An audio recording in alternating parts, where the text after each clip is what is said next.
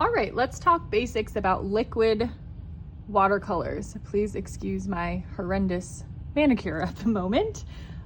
Liquid watercolors are the same as these elementary watercolor palettes that we use when we're little. They're just in a tube and we use them while they're still wet. You can continue to use them after they dry and revive them with water, but this is what you use before you know how to mix paint. Once you learn about color theory and you've created a color wheel and you know how to make secondary and tertiary colors, then you can start to mix your own colors from the liquid watercolors, then add water to them and apply them to your painting. So I personally prefer a rounded brush when working with watercolor as opposed to a square brush. You are going to see your brush strokes a lot more individually with a square brush than you would with a round brush. And when you apply the watercolor to the paper, you want to use a dabbing technique, like you're creating little puddles and then just expanding the puddle, as opposed to big brush strokes that you're smearing and pushing across the paper, because you could potentially peel up the surface of the paper and get these little pills all over the place.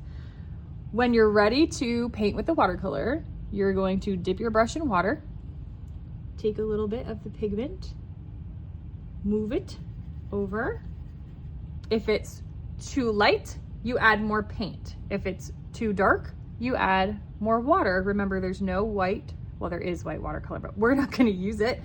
You're gonna change the value of your color by manipulating how much water you mix into your paint.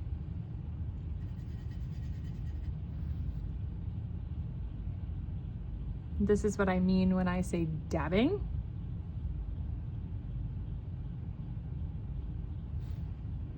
Watercolor is somewhat uncontrollable. That takes some getting used to. It might pool in a certain area of the paper based on how the paper is curving.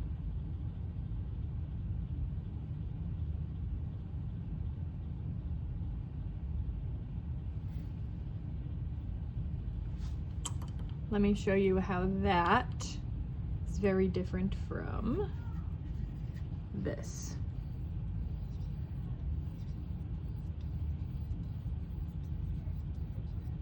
When those two areas dry, they're going to look very different from each other because of the way I applied the paint to the paper and because of the type of brush I chose to use.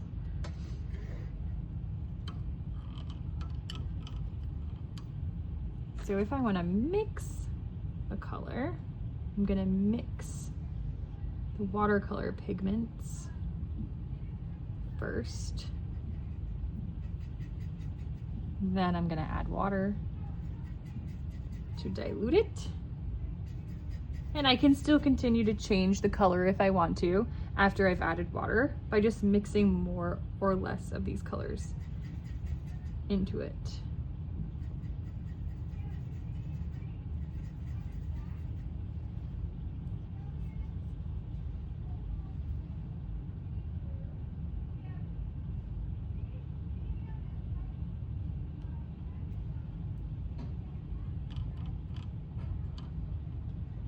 So when I'm done painting, I'm gonna leave this to dry and I can actually use it again in my next painting session. One more tip, if you happen to use too much paint and you apply too much water, or your color that you're applying to your painting is too dark,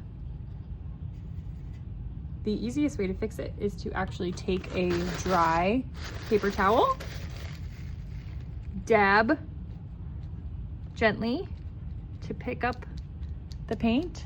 If it's still not light enough, you could just add a clean brush full of water, dab again until it almost disappears. But you want to make sure you're dabbing and not rubbing so that you don't ruin the surface of the paper. You can somewhat layer watercolor but you don't want to rely on that process too much because it's not like acrylic paint where it's opaque and you can just cover things. You're still going to be able to see through it a little bit unless it's a really dark color. So you want to make sure you use this technique to fix your mistakes as you go instead of waiting until later to fix them.